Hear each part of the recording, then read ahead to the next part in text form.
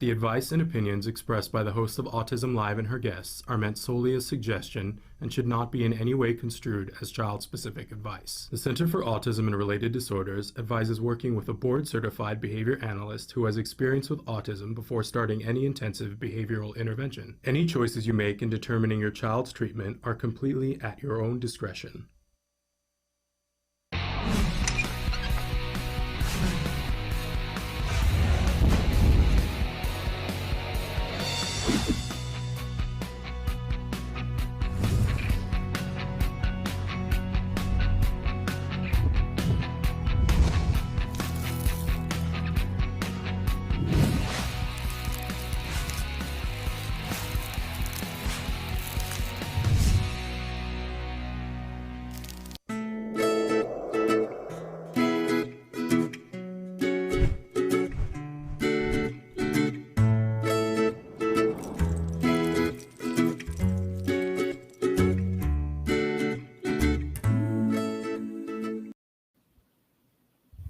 Good morning and welcome. I'm Shannon Penrod. Welcome to Let's Talk Autism with Shannon and Nancy. My better half, Nancy Allspaw Jackson, is not with us this week. She is on vacation and we hope that she's having a really wonderful time. But I'm here and we got a big show planned for you. Leah Hirschfeld's going to be with us a little bit later on in the program. And we've got some stuff to talk about today. And I'm really wanting to hear from you guys and know your opinions about things because, hello, Vanessa. One of the things we're going to talk about is your kiddo here in just a second. But there's some stuff that's been happening and I would love to get you guys' opinions about things. You know that I always have an opinion, but I love to hear your opinions because I can't possibly see all sides of an equation, right? And I'd love to hear, because I think we need to, as a community, be helping each other to figure out how we want to handle certain things, right? So let me say this before we get any further and dive into some of these topics. And let me just say, I've got a story in the news that I think is pretty controversial and I want to hear from you guys. But I also, our guest, Leah Hirschfeld, is going to be here talking with us about research that is highly controversial and that I know you guys are going to have some feelings and some thoughts about, and maybe, have some things to say that could be earth-shattering, changing, right? So let's talk about how you can voice your opinion and how you can be a part of the conversation. We're live right now. Today is Friday. It's the 23rd of July, 2021. And we're live for this entire hour. We're live on Facebook, YouTube, and Twitter. You can write in on any of those platforms right now, and we can hear from you. I just said hello to Vanessa on Facebook. If you write in on their platform, it shows up here almost in real time in this format. And we love to hear from you. We are also live right now on our homepage, which is autism-live.com. And there is a chat there. It is not an interactive chat. I can't talk back to you in that format. And I can talk back to you both on screen and if I type something, which, we all know typing and talking is not my forte, but I can. The other way I cannot respond back to your messages on autism-live.com. But we really love and are keeping that chat open, especially for those of you who watch us when we're not live. It is ideal for communicating with us when we are not live. So we podcast our show. It's available as a free download wherever you get your podcasts. In fact, we are the #1 rated autism podcast right now in the world. That's all because of you guys, because you've liked us, you've shared us. If you watch this show, we don't have a budget to market. You have I think twice we've run ads on Facebook in the 10 years that we've been on.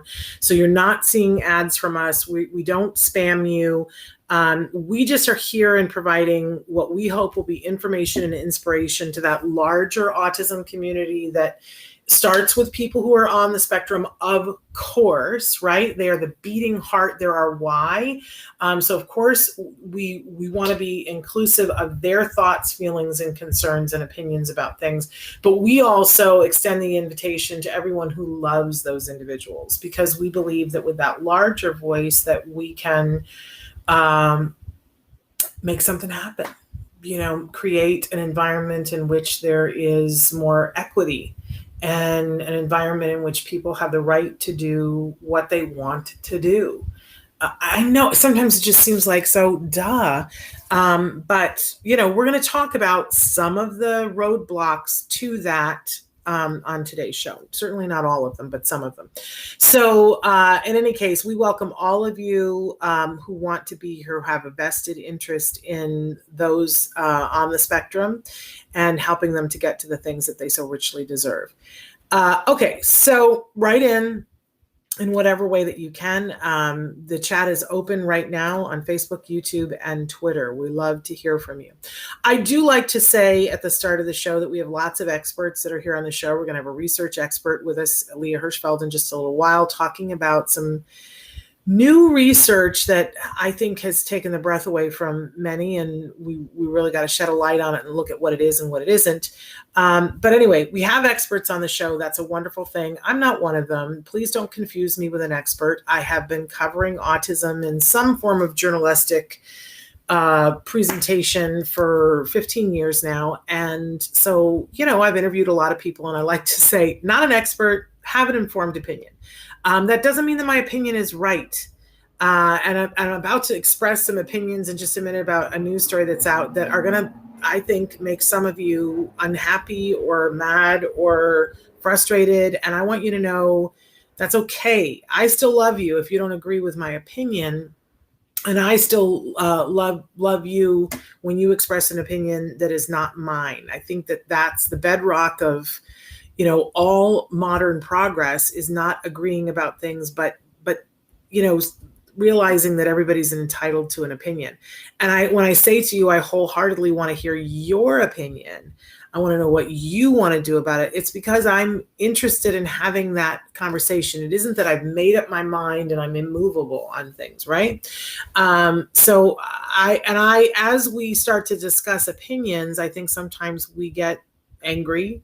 And I just want to say that let's keep it nice in the chat, that as you talk to each other, if you disagree with somebody, just keep it civil. Yeah. Okay. So don't forget to check out our homepage, autism-live.com. So whenever Nancy and I do this show, we do something called In the News. And Nancy's not here with me, so my counterpoint is not there. But we wanted to first cycle back to a story that we've been following here on the show. That Tory Ridgway is an amazing young man who is starting college. And he worked very hard in high school to make sure that he was performing at a certain level so that he could be considered for scholarships. He was granted a full ride scholarship from the ROTC, a full ride scholarship to a university that he wanted to go to. This young man has big plans. He's a mover shaker. He appeared before on the show, and he's just incredible. He's just an incredible young man. He earned the scholarship. The ROTC has now taken the scholarship away from him at a very late hour, when it's too late for him to apply for other scholarships, by the way, citing that in their guidelines that if you have any sort of a developmental disability that you still received any support for after the age of 14, that you are not eligible to get this scholarship or the benefits of it. Now, let's be abundantly clear here that Tory was not hiding the fact that he has a diagnosis on the autism spectrum. In fact, the essay that he wrote that won him the scholarship was about how he's overcome the challenges having to do with being on the autism spectrum. So there was no hiding anything. He got the scholarship completely on merit and talking about what he had done in his life. I know the family is working really hard to get a waiver so that like a little bit of wiggle room here where they have the ability to reconsider their decision to take away the scholarship. Unfortunately, when they sent the letter telling him that he was not getting the scholarship, it included them saying, we don't believe that he will be eligible or should be eligible for a waiver, which I'll tell you, there's so many things about this that sting, but that's one that stings for me particularly. Like, you're saying you don't even think you have this thing in place to counteract this, and you're saying you don't think you should be considered for it. I don't even understand why that. But I understand the military, and I understand large organizations, and it's a machine, and the machine has to, when you got an individual in a machine, sometimes it takes to get to somebody with a beating heartbeat, a pulse, blood going to their brain, who can look at it and go, oh, okay. But we've all been there, right? We've all had a moment where somebody was not looking at us or our kids or someone we love and seeing them, but seeing some form of a box of something that they think that they understand, which has nothing to do with you or your kid or the person that you love, right? We've all been there. We've all experienced it. And we know that fixing it and changing the opinion takes time. And Tory was scheduled to start school. He's starting school in the fall, but for this family, it is a financial hardship because he did not have an opportunity to apply for other scholarships, which he would have been eligible for and likely gotten because he already had a full ride. You know what I'm saying? So we want to make sure that everybody knows about this case. I know when we talk about this, people have feelings. They're like, this is wrong. This needs to be changed. Yes. Here at Autism Live, we are not disagreeing with you about that at all. What we are saying is that in order to get from here to there is going to take time. And his family is working really hard. I know his mom had written to us that he has successfully completed his training and that they hope that this will be something that they will recognize and in his appeal. But in the meantime, Tory had to already go for training. So they need some financial help and support. And they're not asking for people to cover his whole time at college because we believe that at some point it is going to get rectified, but they need help getting him started next month.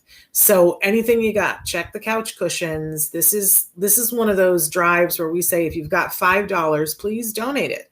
I've already donated. I donated. I like to, make sure that you know that I'm walking my own talk. I donated. I'm asking you guys to please give what you can. Know that I tell you, it will come back to you more than double fold. We feel good when we support somebody else. And I know that there's going to come a time and a place where you're going to want other people to recognize what you're going through and try to give you that support, that help to get you to where you got to go. So let's all help Tory. I just want to remind everybody. Traven's got up on the screen where you can go for the Gofundme for Tory. An incredible young man. He's one of ours, and we need to support him and his family. This young man's going to do great things in his life. And he is going to have a story to tell and a job to do that is beneficial to all of us. So get on board, help Tory in any way that you can. Okay. But now we're going to move to a news story that I want to talk about that just in the last couple of days, so much is happening right now with how do I want to say this? It's a tale of many cities, right? Depending on where you live, the rules will be one thing in terms of masks, in terms of COVID, in terms of the prevention of spreading disease, right? And it's not a one size fits all. We're already seeing in Paris that there are mass protests of people not liking the government's policy on vaccination and on masks. And this is a subject that we need to wade in and talk about. And it's not just going to be today because it's not one size fits all. And when society as a whole is freaked out about something, and let's face it, they're freaked out about this pandemic, it becomes a thing of, I want to make sure everybody gets like all about them. I want to make sure that I'm safe. I want to make sure that I'm okay. I want to make sure that my family has what they need. And the horrible thing about that is that often people who are differently abled are sidelined, that when the thought becomes more about me than about us, then it becomes harmful and contentious for individuals who have different needs, different abilities, different situations. So just this week, Southwest Airlines, there was an issue that there was a teen that was trying to board a flight that it was a California family that was on a Southwest airline that was due to come back to St. Louis. And they have a 17-year-old nonverbal young man who I believe is on the spectrum. And they tried to board the plane with him without a mask. And the flight attendant said no. And then the mom started talking to the flight attendant about, here's why you need to let him on the plane, because Southwest Airline has a policy that allows for people that are differently abled. I don't want to use their word. They say disabled. I don't like that, but that's their word. But it allows for different considerations. But there's a whole machine. Does this sound familiar? There's a whole machine. There's a set of things that you need to do. So the mom, LaShonda Jethro, said, let me get my phone out. Let me show you where it says here that the doctor says that, this young man, and she said in a news report, the mom, she said, listen, it's not that we don't try, but it's like next to impossible to keep a mask on this young man. And I think we know somebody, or all of us, or have seen or met someone that we would understand how difficult that would be, right? It's not unreasonable to think. But the mom was trying to show the flight attendant, and if you've ridden a plane, you're on the gangway and stuff is happening and they're saying, no, go back to the thing. And it's a very small space. Things get heated. I wasn't there. I don't know what happened, but mom was trying to say, no, we have the note from the doctor. The flight attendant looked at it and said, yeah, but this isn't how we do this. You're supposed to have a report. You're supposed to submit it to corporate. You're supposed to take that doctor's note. You're supposed to do whatever. I don't know if that's true. And I don't know if anybody had, it sounds like to me that mom had done everything within her power to, she knew that Southwest Airlines had a policy. So she had a flight there. She knew that they were going to look for a doctor's note. I don't know the ins and outs of it. I don't know if Southwest Airlines had a way that they notified people, whatever. But at a certain point, the mom, the dad, and the son got on the plane, and it is being reported that at a certain point, another person got on the plane and asked mom to step off the plane. And that dad said, are you taking us all off the plane? And in that moment, they said no, that only mom could not fly, which sounds a little wonkanator, right? I think we all could go, so what's that about? So it was alleged that mom, at a certain point in her explanation of what was happening, took her mask off. Now, mom says that's not the case. And like I said, I don't know. But here's the thing. This kind of, and the whole family ended up getting off the plane.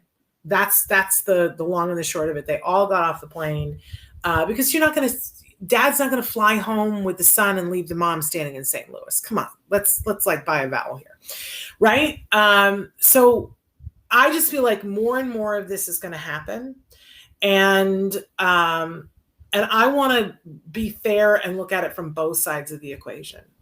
I don't want it to be that we just start saying to ourselves, well, 17 nonverbal young people who can't keep a mask on can't fly on planes.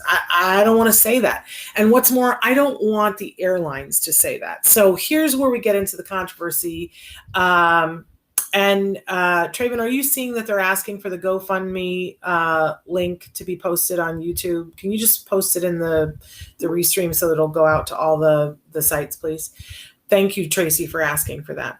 But okay, back to this. I don't So my thing always is, if we've got this thing, let's try to look at it from both sides. Let's do the perspective taking that we wish the world would do for us.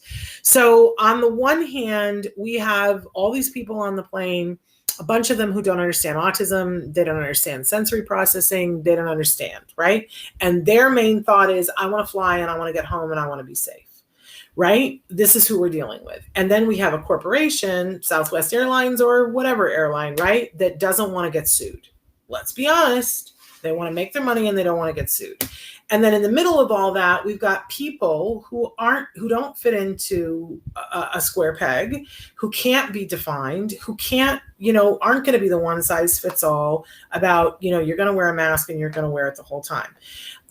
So we need to make everybody happy in this configuration. And as much as I would like for us to be able to change society's mind and say, you've got to consider us, like, man, I'm so on that page.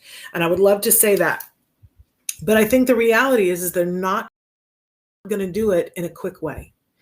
More people who experience this among their family, the more people will do that. But it's very hard to convince someone who's self, and doesn't have an understanding of what it's like for someone who's differently able to break out of that mode. Really hard. So what do we do? And, I think the first thing that we have to be concerned about with as caregivers, as parents, is to know as much as possible.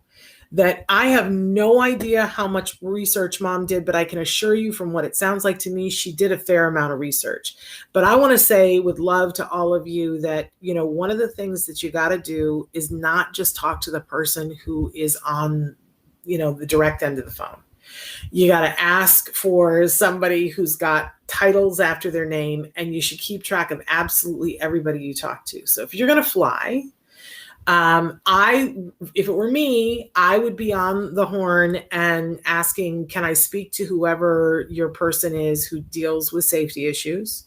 I would keep trying to go as high up as you can. Look on the website if you can to identify a name of someone you think is the person to talk to. And then when you get that person, keep using their name when you talk to them. So if you're talking to Mr. Bill Winters, you say, Mr. Winters, I'm so excited to be talking to you today. I'm aware of the fact that your position is that you're the director of safety for, and I'm making that name up, but at XYZ Airlines, right? And I'm really excited that we're going to be flying with you. Here are the considerations that we have, and I want to make it work with you. How can we make this work? What does your team on the ground need to know? What do I need to have from you? And I guarantee you, it's still going to be problematic.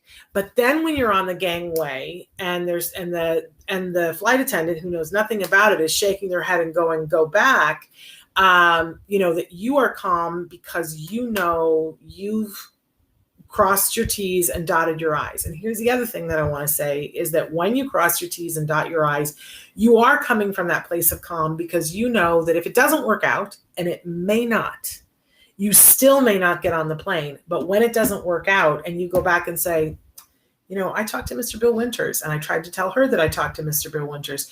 Now, not only are they going to make it right for you, but they're going to make it extra right. And you might get, you might get free flights for a year.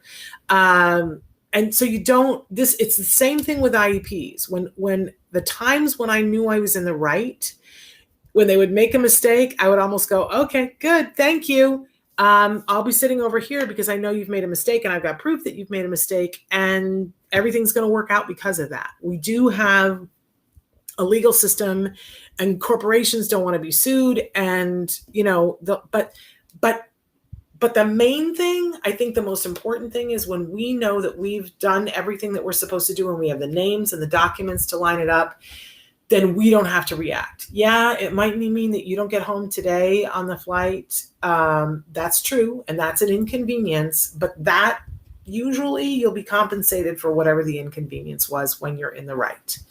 But again, the main thing about that is that you will stay calm. And so, things won't escalate as much as they might have had that not been. I hate that my advice to all of you is that we have to do more work. that we have to do more legwork than somebody else who's getting on a plane. I hate that that is my advice to you. But I'm telling you, we can be right or we can be effective. We can lay down in the aisle and go, I'm not going anywhere but here because you're discriminating against my child and against me, and I'm following the policy that you're following, and you're being difficult with me, right? We can do that, but that's not going to help us to get on the plane and make sure that, remember that the other people, while it seems like they're just being difficult, what it is they're just being self-centered. I want to be safe, and I don't understand your circumstances. And a person who's 17 on a plane, not with a mask, feels like, maybe I'm not safe. And that's horrible because that's our kiddo, right? But it's a reality. So I applied this to school, when things would happen, and there were things that would happen all the time that would leave my child out. Like they would decide, there was a time in one of his classes where they decided to bake bread. Okay, they were teaching fractions and they were going through this whole thing, and we're going to bake bread and we're going to go through all the steps and we're going to teach nutrition while we're doing it. The teacher was so excited about this because she had this plan of how she was going to teach a web of all these things, and we're going to bake bread and we're going to work with the flour, and it's going to help for their writing skills, and it's just fantastic, except that my child has a gluten allergy. And, and I could have said, no, you need to stop that bread lesson right now. And the teacher expected me to do that. When I said, I need to have a meeting with you to talk about the bread lesson, she was like, well, I guess you're going to shut me down. And I was like, no, that is not what I want. I don't want you to stop doing what you're doing so that my child can have it his way. But what I want you to do is include my child. So let's work together on how we do this together. Like if you're doing, there's going to have to be some, my kid is going to have to be gloved up and have a mask on way before a pandemic so that he doesn't get any free floating flour in his, eyes or mouth. And we'll go through this whole thing, and here's what we'll do. And we want him to be playing with this, and here's how we'll make it work together. You're going to have to give a little bit on your end as the caregiver, and it's going to take extra. Nobody else's parent had to come in and go through the whole lesson and go, well, let's do this at this point. Let's do this at that point, right? And it was extra work for the teacher, and I had to acknowledge that. And I wrote a beautiful letter saying how great it was that she included. Yeah, would I have liked it if she picked something that didn't involve something my child was allergic to? You betcha. But we work with what we have. And in that way, my child was included. My child learned the lesson. My child did all the things. Our theme this week is giving the right paycheck. Last week, it was teaching the right lesson. And I think when we put these two things together and we apply this to how we are going to move about the cabin as we go through COVID, ask yourself, what is it that you want your child to be able to do? Who do you have to talk to? How much praise do you have to heap on them? It is going to be extra work. And I'm sorry that it's extra work. But if what you want is for your child to be there and experience it and have that experience, or if what you want is to fly home and be safe and be together, we are going to have to take extra steps. We are going to have to do that. So that's my soapbox for today. And let me say that I think that this family was remarkable. I'm not saying that they did a single thing wrong. I think mom did research. I'm just saying add an extra layer to it. And she may have, I don't even know that. But you can bet that she's going to be in conversations with Southwest Airlines, figuring out what they owe her for her not being able to be on the plane with her child. I'm saying hi to Vanessa, and I'm saying hi to Christina, and people are writing in. There's the GoFundMe for you guys. Vanessa says, I've flown with Southwest and have had carried hard copies. I always plan in advance and get there early to speak with all the staff. Yeah, when possible, but remember that they're flustered too. There we go. And I love Vanessa says, and now that teacher knows how to help other kids with allergies. I think it's even a step more than that, Vanessa. Now that teacher has a mindset that's like, when I'm planning a lesson, am I planning it for all the kids in my classroom, and what are the potential roadblocks that we run into? And does that mean that the lesson stops? Nay, it doesn't. I had to be cognizant of the fact that I was coming in a year after this, the entire school district outlawed birthday cakes for birthdays because a parent had come in and said, you can't serve cake in a room because my child can't eat it. And so their mindset was that I was going to be that rigid. And I was like, no, I don't care if you serve cake, but here is a year's supply of Lara bars that are gluten-free. And if somebody comes in to give a treat, my kid gets a Lara bar, and you're not going to have to call me. I'm not going to have to come drop it off. Here's a year's supply of them. And if you run out of them, let me know. But that was her preconceived thing, was, oh no, it's a parent who says nobody can have it if my kid can't have it. I love some people who feel that way and feel that way adamantly. I still love them. I disagree with that. I don't think that's how we set the world up to accept us and accept our kiddos. I think unfortunately, we have to do more of the legwork than anybody else. I hope that changes sometime. Okay, so that's what I wanted to say about that. I've run over, and we have the fabulous Leah Hirschfeld with us, and we're going to crack open a whole new controversy. We're just going to spread the controversy from edge to edge on this show today. So Leah joins us. She's part of a wonderful, I see you laughing at that, but I think it's true, right? Oh, it's totally true. Totally true. And Leah's part of a team that at the Center for Autism and Related Disorders that does research. I'm going to let her tell you about that. She joins us on a regular basis along with one of her colleagues, Karen Nolte. But we're glad to have you this week, Leah. And I'm glad that you're here because this is sensitive. So tell us about you, and then tell us what we're talking about today. I love the tee up. So I'm Leah. I'm a research coordinator here at the Center for Autism and Related Disorders, which means I get to spend once a month I come on the show, unless Karen Nolte is coming on, our head of research. And I get to spend my days asking research questions, managing research projects, helping with figuring out the best ways to answer questions that'll hopefully help the communities we serve, which are you, the listeners today, and their families, and also our clinicians and our funders and everyone like that. So it's pretty lovely. I have a pretty nice job, and I love coming on the show, and I love getting to talk about super sensitive topics. So so today what I'll be discussing. And this is something, Shannon, you had someone email, quite concerned, and I think appropriately so, about this misportrayal of autistic individuals committing crimes more frequently than non-autistic individuals. And it's definitely a misportrayal. I'll start that off. But there's a lot of, if you Google it, if you look at it, the media definitely seems to highly stick to any autistic traits that they can sometimes note. And it's a real misconception. It's a real misportrayal.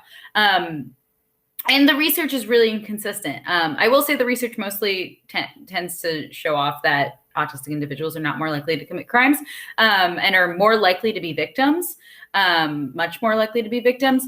But it is inconsistent. It's not very well researched, and it's not consistently researched. So it's going to be a fun 20 minutes. And I want everybody. So I had said this at the beginning of the show, but for people who've tuned in, you're going to have thoughts and feelings as we talk about this, and it's okay to have thoughts and feelings. We hope that you'll share them in the chat. We want everybody to maintain civility when you're talking about this, but because it might make you angry. Some of the things that people say and refer to, I'm going to venture you were already angry about it. But I always think that if we shed a flashlight, take the flashlight, shed light on something, we're going to get further in the discussion. So let's wade in. Tell us what the research says. I love it.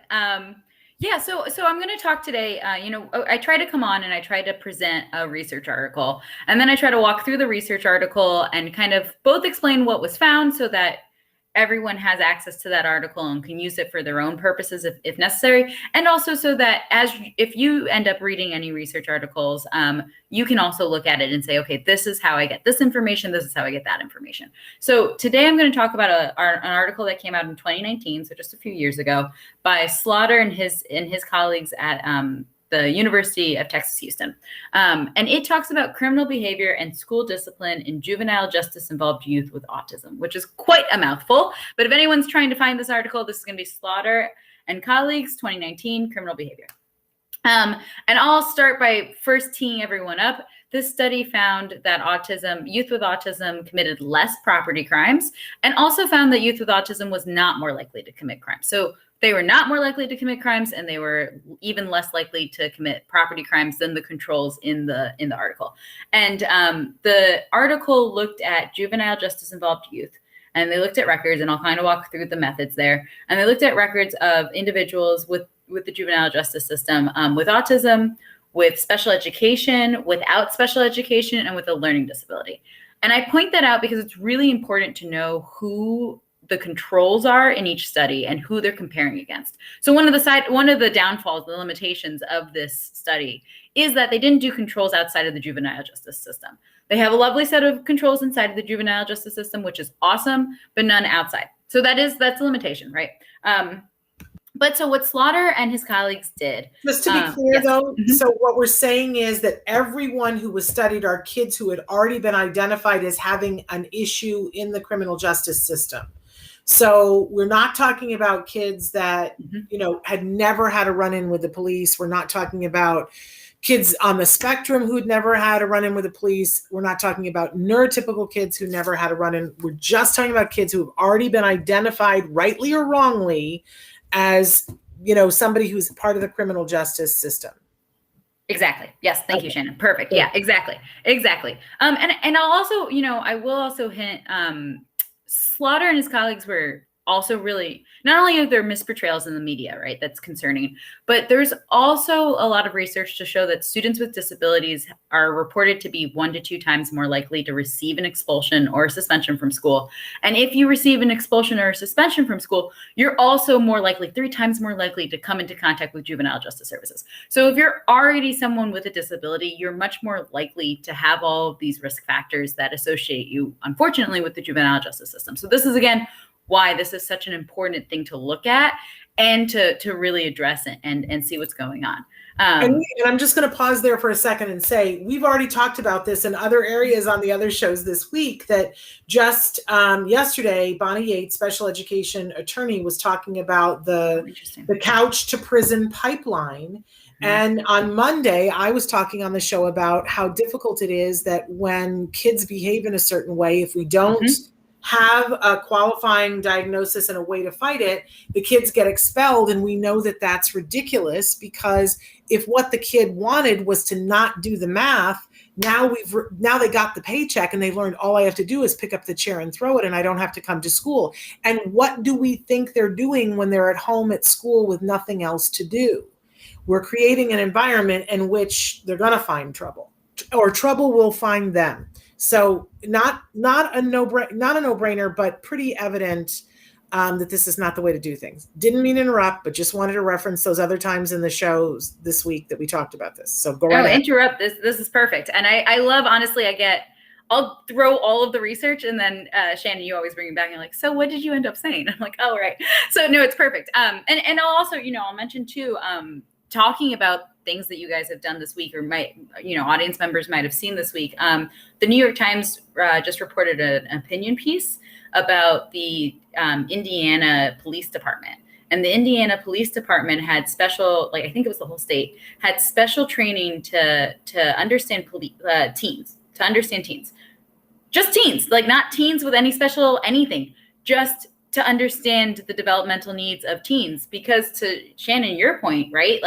They are not, right now, developmentally, teens are trying to understand how to be individuals. And to some extent, that includes bucking the system and going against, I mean, as if anyone's ever raised a teen or known a teen or been a teen themselves, right? Like that's, and developmentally, they're not at the same place that maybe an adult is, right?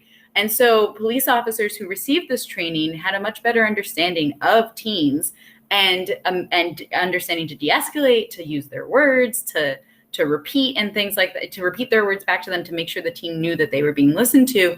And again, it's an opinion piece. So, but in Indiana, they saw a serious reduction in rates of teens being brought into the justice system. And I think it's so important because they're just teens, not teens with any kind of special diagnosis, not with anything going on, anything unique, other than the fact that they're just teens, and the police department needed special training, and it was mind-boggling, right? So like, again, it's back to what you were talking about earlier as well, this perspective taking and understanding, and just understanding what's going on. But anyway, so there's a lot going on here, and it's really important, and there's a lot that everyone's been talking about, I feel like, this week, so this is very timely. So getting back to Slaughter and his colleagues, which is a great last name for this topic. So Slaughter and his colleagues looked at all the criminal case records for all the juveniles in Connecticut from January 2006 to December 2012, so for 6 years. And they included adult records as well so that they could assess the continuation of offenses into adulthood. And they did have another limitation. They could only identify juveniles with a primary education classification of autism. So if you had a secondary classification of autism, that was off limits for the record keeping. Like the research just didn't have access. So that group was not in the sample. And all of this, a good paper, a good author will write out their limitations and will point out what those were, because they want their science to be replicable, and they want their science to be good and important. And they can't say this is totally perfect for everyone if it's not totally perfect for everyone. So they will point that out. If you scroll all the way to the bottom of a research article after the discussion, there will be a part that says limitations as well. So make sure you read it. It's really important because, as you're going through research, you'll be like, this is awesome. This is great. So cool. And then you read it and you're like, right. Take a step back. Some of this is not necessarily generalizable, which is the case here as well, actually. So as they went through the records, they found 143 records of individuals in the juvenile justice system that had a primary educational diagnosis of autism. Most of these individuals were male, 86%, and most of them were white, so about 77%. So this is where, again, this doesn't necessarily generalize. If you have a child who's a girl or not white, this might not necessarily apply. So again, it's important to notice these limitations and to recognize them when it's something like that, when it's not necessarily indicative of everyone. Anyway, the age ranged from 6 to 20 years. The 6 breaks my heart. And the age of first offense also ranged from 6 to 16 years. Again, incredibly young. And about half of the individuals were eligible for free or reduced price lunch at their school, and half of the individuals had a prior offense history. And I just pointed out, just so we understand kind of what those records look like, because that's the population we're looking at. And then Slaughter and his colleagues matched the records of individuals with autism to, again, those controls.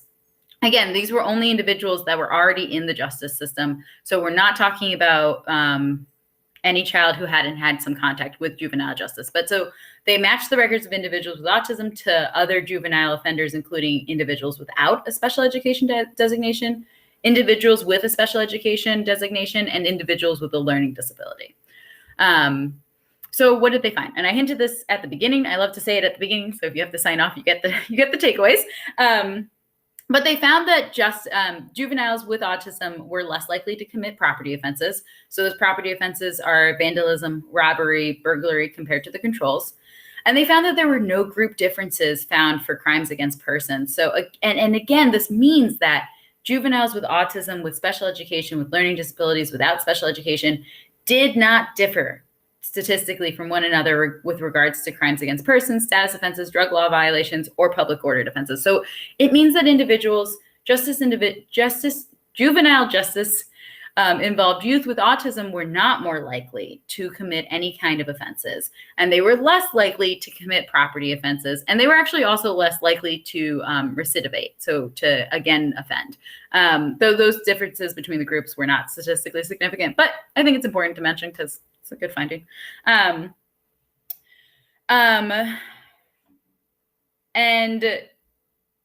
so, there are again these limitations.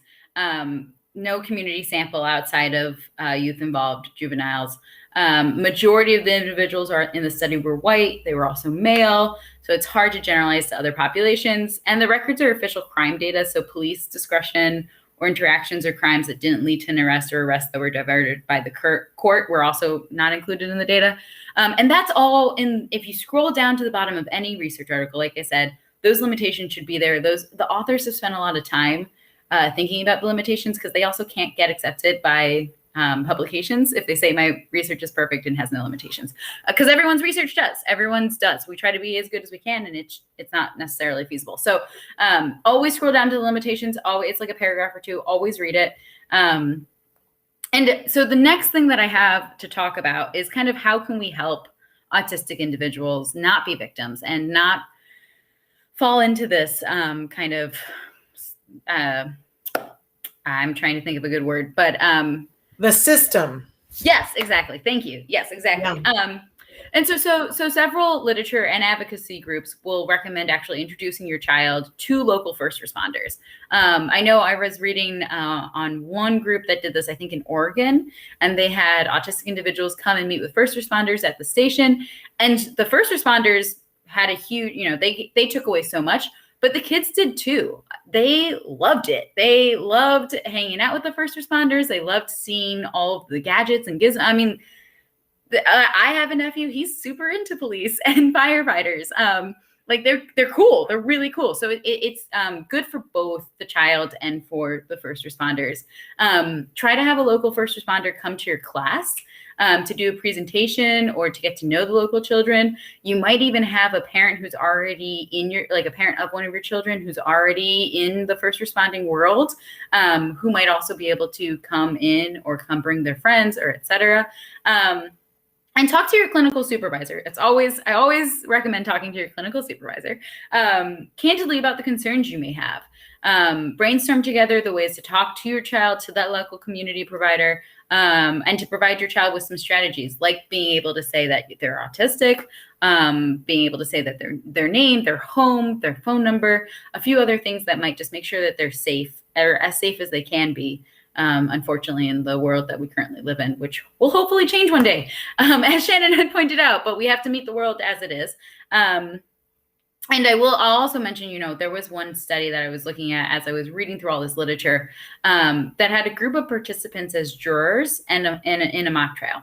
And half of the jurors were told that the person on trial had an autism diagnosis, and the other half of the jurors were not. The mock trial just went on and did the thing. And the jurors who were told that the individual had an autism diagnosis were more likely to be understanding to the person and on trial, and were more likely to be kind to that person who was on trial, compared to the jurors who did not know about the diagnosis. And I know that's a whole nother conversation about if you want to ever say that your child has autism or not. I'm just giving the information out there. Again, there's a lot that goes into that choice. I don't want to get into that. I'm already tackling this conversation. But it's something to be aware of, that it can potentially also help. I know, again, lots of other things goes with that choice. And then additionally, one other thing that you can talk to your clinical supervisor with is to teach your child assertiveness skills. And I think Karen talked about cyberbullying a few months back, maybe, but talk to your clinical supervisor to teach your child assertiveness skills so that if they're in a situation that they don't like, they can say, I don't like this. They can say no. They have opportunities and strategies to get out of that situation. That's my soap opera for today, my soapbox. But it's a pretty big soapbox. And I think it's super important. And I'm glad that you mentioned the part about talking to your clinical supervisor. because if you are someone who is on the spectrum, or you have a child who is on the spectrum, we all need to make decisions about how we feel about certain things. And I know it's a volatile subject and it's a concerning subject more than ever. But how you feel about first responders, like what is and I'm not trying to tell anybody what they should feel at all, because if your first reaction when the police show up is a feeling of, I don't know if I'm going to be okay, I don't want to invalidate that. But I think we have to make a decision about how we interact with these individuals, and how we teach our kiddos to interact with these individuals. And it's a power-packed, concerning subject, but I can tell you that there are more and more things, for instance, like Be Safe, the movie, which is Emily Island's take on teaching kiddos on the spectrum and teaching law enforcement, and having them come together so that if law enforcement is brought to a scene, that the law enforcement has a little bit better of an idea, and that the kiddos who eventually become teens and become adults have a better idea of what the interaction looks like. Because it's two different communities. Police are taught, X behavior is dangerous. And we can argue about that. We can absolutely argue about that. And we can, say we don't like that. But we have to understand that's where they're coming from. And so I go back to instances like the kiddo that we saw in Arizona that was playing with a string. His mom was in the doctor's office across the street, and he was in the park, and he was playing with a string because that's his sensory thing. And the cop came up and saw that and thought that the kiddo was a drug addict, because he's predisposed to see that when somebody is playing with a string, because somebody hasn't trained him well enough. And the kiddo, when he said, "What are you doing?" and the kiddo saw the police officer, got concerned and started to run away. And now we have the police officer tackling him on the ground and scraping him up. And because he had a preconceived notion that I should be afraid of this police officer. And it's that thing, I'm not saying you're not wrong. I'm saying that it's important that we decide how do we want the interaction to go.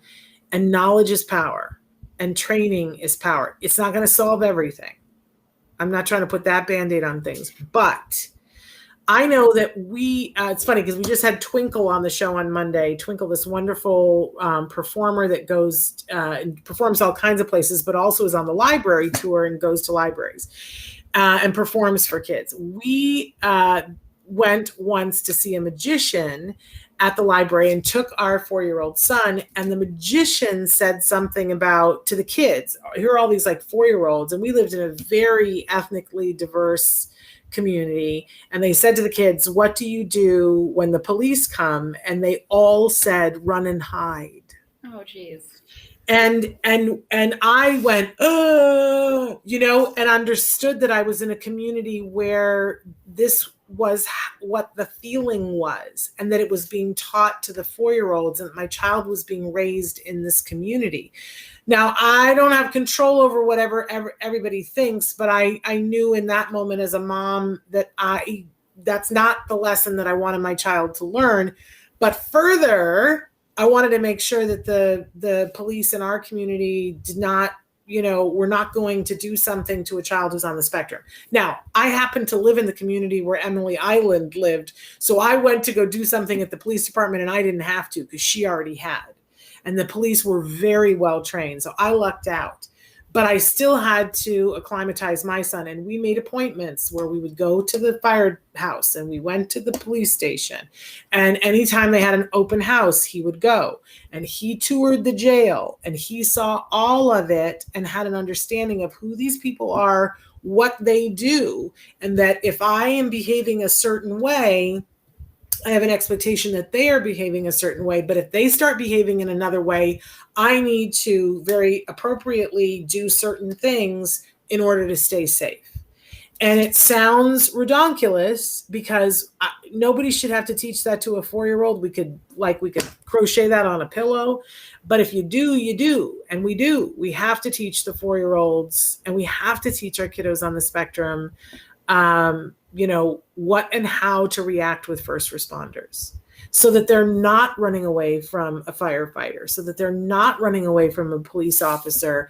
But on the flip, the other thing that the police taught this to my son, because we had an incident a couple of years before where someone had been portraying a police officer and they were up to all kinds of no good.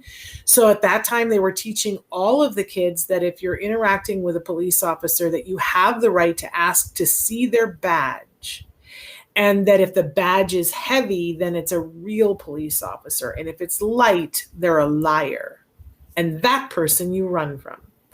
So, there are lots of lessons, and we're not all going to agree on which lessons we want to front load our kids with, but you got to think of your kids' total safety, or your total safety. And again, that thing that we go back to about, you can be right, but are you getting what you want? And what I want more than anything else is for our kids to be safe. I also want them to learn and I want them to grow, but we can't do that if they're not safe. We run out of options. So I'm glad that this study exists, because I think it lays groundwork, Leah, that it's, I think too often people will say when something goes wrong, and if they find out that it's somebody on the spectrum, they go, well, that's why it happened. And that's not why it happened. I think if we were to take every single one of those kids that are in the study that this was done on, that were in the criminal justice system, if we were to go through them like a social worker with a fine-tooth comb, we would find something happened that was not what it should have been for that kiddo. That they didn't have the teacher, they didn't have the support, they had adults around them who abused them. We would find that there was a problem. But it's great that we have a study to hold up and say one of the problems was not autism. Yes, they might have had autism as well, but it's other things. But I do think it's important that we start to get our heads wrapped around that. Kids aren't in the criminal justice system because of something that is their fault. That's not how they come into the criminal justice system. They come into the criminal justice system because somebody has failed them. And as a society, we got to start to work on that. But we can end the conversation with people when they go, well, it's just autism. No, that's not the case. And I will also say, Slaughter and his team did a really amazing job on the introduction for this paper as well. It points to all of the things you just said, Shannon, as well, about that there's this misportrayal, that generally it's a failure of the system previously, that unfortunately individuals with autism are more likely to be bullied or victimized or not have the resources that they need. Again, they talk about that, they're more likely to be expelled. And if they're expelled, they're more likely to have these instances of juvenile. And they also talk about, unfortunately, the way that our world is set up with the core symptoms of ASD, that there's challenges in social situations, demonstrating atypical reactions to sensory input or exhibiting those repetitive behaviors or interests, like playing with a string, that those may not help individuals with autism if they're in a situation with emergency responders. And the introduction is great to really kind of hammer home all those points and to potentially hand out to someone and say, no, read this article. Like, these are all your misconceptions. And they point that you're wrong. Like, this, don't have these misconceptions. And it's a great article. So, if you need it, if anything like that, reach out to research at centerforautism.com. Also, if you have I always put this plug on, if you have any other topics that you want to talk about, that you want us to come on and talk about, please reach out to research at centerforautism.com. We'll also be able to address that. We come on every month, me or Karen, and we're more than happy to take questions and hopefully answer and address anything, or at least provide some research that anyone can go armed into an IEP meeting or clinical supervisor meeting or into a police station or anything else that might be. So yeah. And I want to say that it goes both sides of it. So if you're looking at a piece of research and you're like, I don't understand this, I don't get it, you can show it to them and say, can you explain what this actually means? Because I'll read sometimes and I'll go, well, it seems like it says this, but then later on I read and it seems like it says something different. And of course, the headline in the news says something completely different than what it actually says. Too often that happens, right? So there's that. If there's a specific study and you're like, I don't get it, please explain it to me, great. But there's the other side of it too, that I love when you guys say, what's the research say about X? If there's like fill in the blank, what does the research say about, should I be feeding my child grapes? Do grapes help? And then sometimes we've had the experience where you've come back and said to us, there's no good research on this. And that's helpful. Unfortunately, I feel like that happens more often than I would like. But a lot of the times we also can say, there's the beginning of research on this. And we can kind of talk about what that looks like in the research field. That's a lot of like case studies. So only one participant, things like that. That usually means, I know we're running out of time. That usually means that research is brand new as well. There we go. So we thank you so much. Again, research at centerforautism.com. If you guys have questions and want to reach directly out to Leah and her team. Great. We thank you so much for all the time and effort that you put into this. It's super exciting for us to hear these things, even when it's controversial. Shannon, thank you so much. I love being on the show. I was just thinking when I was coming on, I was like, I don't think I was on last month, and I missed it. Missed it in my heart. We miss you. So fantastic. Thank you so much for being with us.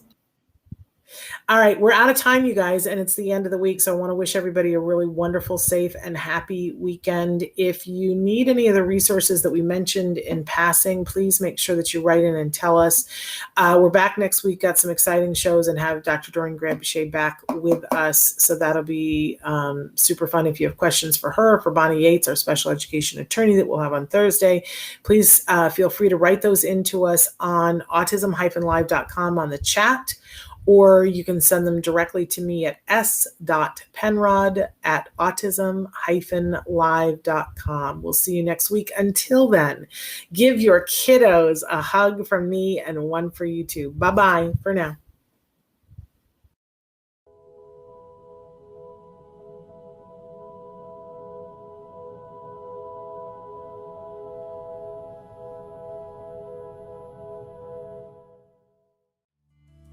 Thanks for watching Autism Live. If you found anything helpful in this video, please give us a like. In fact, make sure that you smash that subscribe button on YouTube and give us a like on Facebook. You can also follow us on Twitter and on Instagram for important updates. And please download our free podcast wherever you get your podcasts. Thank you so much. See you next time.